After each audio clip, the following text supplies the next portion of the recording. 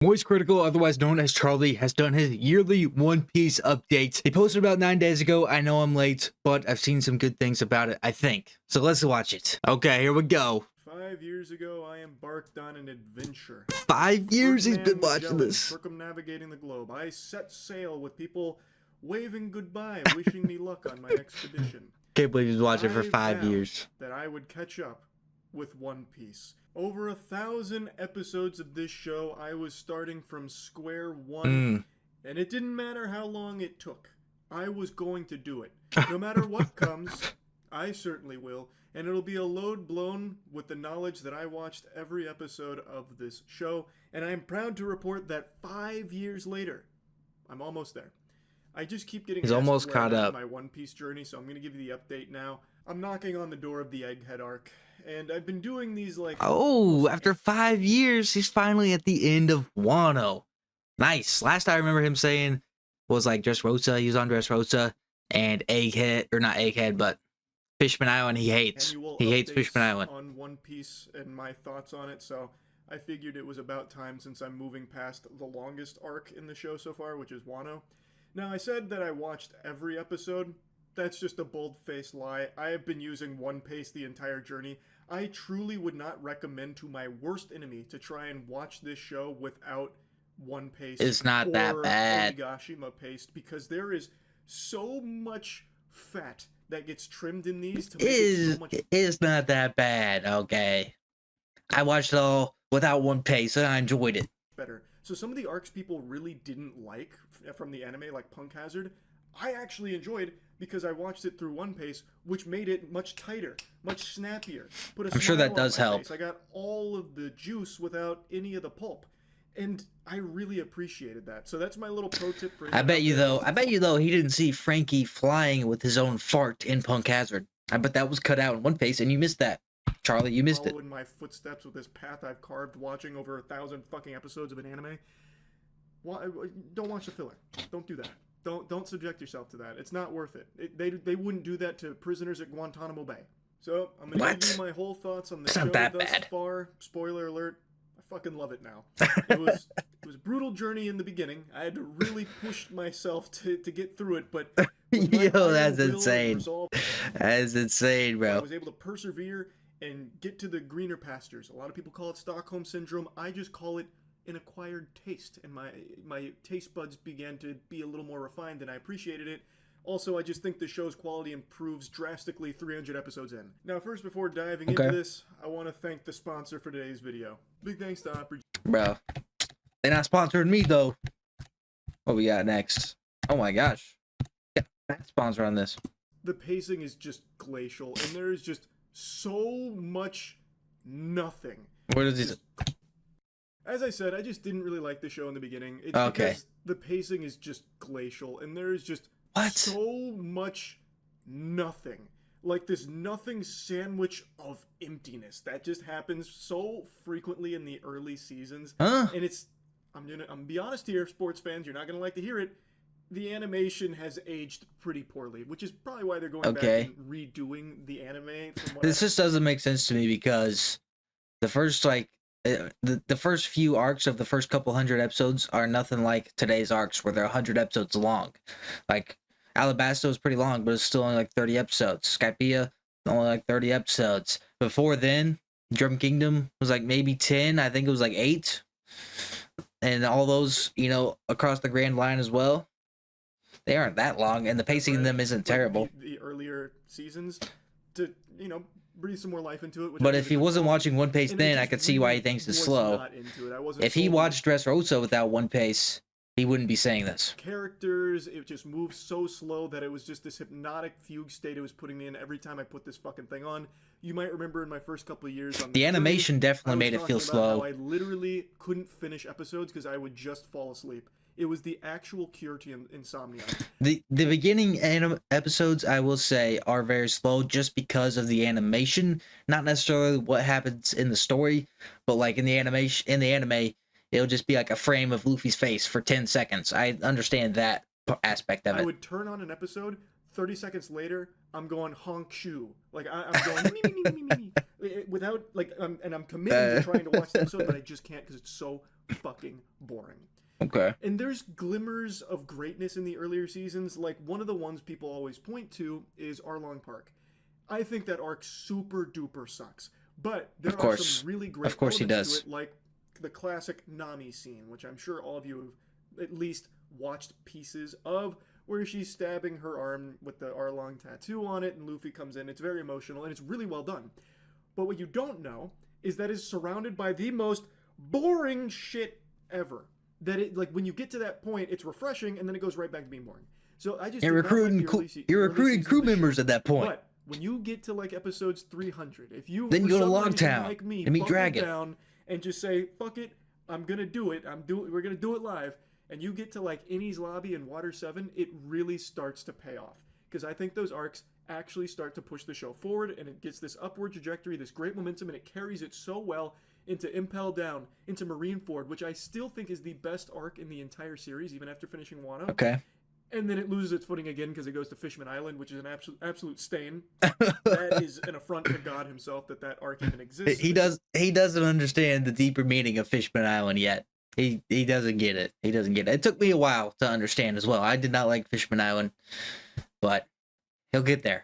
But there are some good moments in it, and I know that narratively it's extremely important. Like there we go. Skip it, but you're gonna wish you could. After Fishman Island, we go back to greatness. It starts to be good again. And it's in no small part thanks to One Piece helping to cover up some blemishes with what I know was some pacing problems with things like Punk Hazard, as I mentioned, and Dressrosa. Both One Piece he would not be saying this without One Piece. Dressrosa is nearly a masterpiece. I still think this arc has the best villain in the entire show, at least so far. I haven't finished Egghead. But I think Dofi, best villain in One Piece, hands down. And another thing that helps with these later arcs, these later episodes, is the animation is getting better. It's becoming more popular, it's getting more money, so as these seasons were coming out, they had more budget, and they put more into it. And pretty average take. See it, so the fights are flashier, the animation is smoother, it pops more, it's more vibrant, it feels a lot better to watch. So I really think One Piece is a show, and I know this is a cliche, that if you give it a try, there's a good chance you might not like it, but if you stick with it, there's a good chance you will like it. I have actually started agreeing with that really large take, and I mean large. I'm talking fucking what is this? Jumbo double D titty take. That One Piece is one of the best written pieces of fiction ever conceived. The depth of this show is unreal. He said it. He said the thing. He said the thing.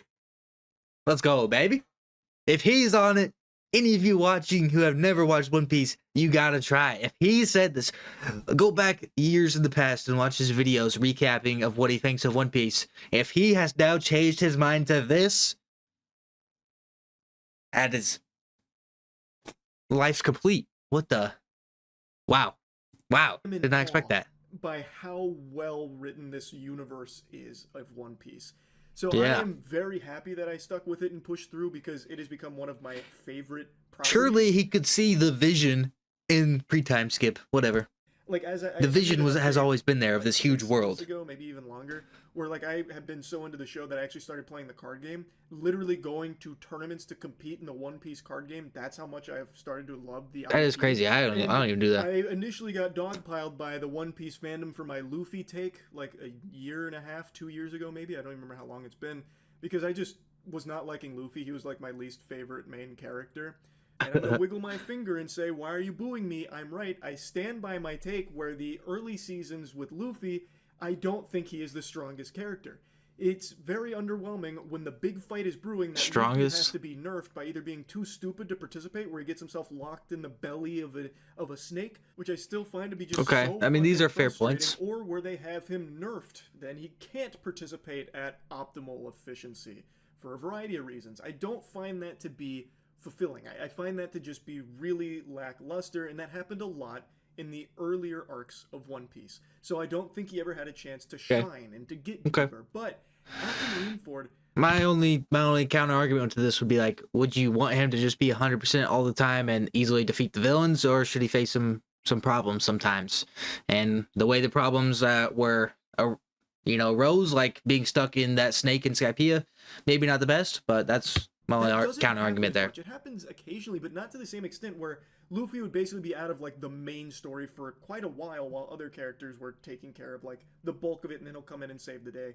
Like that formula doesn't it doesn't happen as much in the later seasons, so he's a lot better. Now I like Luffy. I enjoy Luffy a lot. He is front and center, especially in Wano. He literally does that in Dressrosa and Wano. Bro's in Udon. He's in Udon while everybody else is taking care of stuff around Wano, getting ready for this big fight. In Dressrosa, he was in that Coliseum trying to win a devil fruit while everybody else was taking care of other stuff. Hey, Wano, just saying. Even when he is nerfed, he's not really nerfed. Like when he's got the Sea Prism Stone handcuffs on, he's in the prison for a while. Oh, okay. He's still not nerfed because he's still training. Like he is using that as an opportunity to train with his haki. Like all of that works now because he's no longer just written out for a while where he's just dealing with some kind of boring side quest or chore like in the snake's belly. Now he is actively doing things. I guess he's at least training. The bigger goal with the rest of but it is a side quest. The crew. So it's a lot better. So those are my overall thoughts on the show, but I want to get specific on Wano since that's the one. They're just more enjoyable to him. That's why I like. I like Charlie, by the way. I don't know. I'm being a little negative, but I love Charlie. The longest arc in the series. It goes for a long time. I will say, biggest critique of it drags. Even using One Piece and even transitioning from One Piece to Onigashima paste, it still does. I don't even know what Onigashima paste means. This has kind of become infamous. There is just a chase that lasts for like fucking 40 episodes. I don't exactly know how many episodes it lasts, but like there is one group of characters. I'm trying not to get into like big spoilers, even though I know most of this are already One Piece fans. A chase in Wano. Watching this and curious on it. I don't a chase. But there is a group of characters that are engaged in just this long chase sequence that just goes on for so many episodes, and it feels like every time it cuts to that, you just roll your eyes and you want it to be over because it doesn't really. He's got to be talking about Nami, Usopp, Page 1, and Ulti, right? It's nauseating. And that's really my because that does happen like the whole Onigashima. But I'm not gonna bother. Overall, I think the arc is super fucking strong. I love Odin. I think Odin is great, and Odin becomes this wonderful vessel that you get to experience the past of One Piece through, where you get to learn a lot about Rogers and Whitebeard. It's so good. That is really good. So good. And he himself is such an entertaining character that on the surface is very silly, but he's also extremely powerful, like the only person that was able to hurt Kaido, and the animation is so good in this season that all of the fights are really joyous to watch, whereas, again, in earlier seasons, the fights aren't really rewarding. Like, you're not watching One Piece for the fights in the early seasons, but in Wano, I can absolutely see people that just tune in to watch these fights. Animation tech wasn't even available then. So, Odin is great. All of his retainers around him are great, and also, boy howdy, do they introduce a lot of characters. Not just his retainers, but the headliners, the pleasurers, the spagooters. Like, there are so many different characters that get introduced here with so many different groups. It's hard to keep track of all of them, and a lot of them don't really serve much of a purpose. Some of them are just fucking thrown into the shitter at some point to be forgotten about. Didn't really. I wonder what One Piece showed him. A couple cool moments, maybe. I wonder if One Piece showed him the Hodum guy or whatever that Luffy ends up using Red Hawk on because he takes Otama. Characters that gets introduced that is a standout. One of the gifters is Yasue.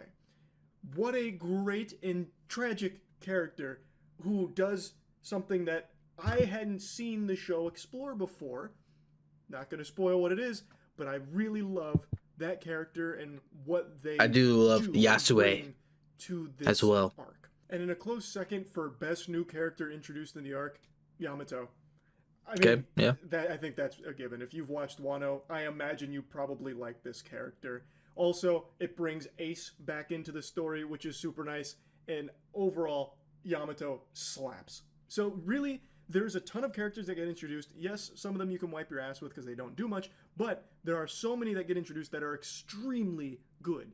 Like Yasue, Yamato, Kanjuro, also not a new character introduced in this arc, but what Kanjuro goes through and what happens there, very well done. Without going too deep, overall it really is kind of a mixed bag. There are times where the writing is great for this arc, and times where it's kind of a disaster. It really is. Like Jack, for example, is terrible.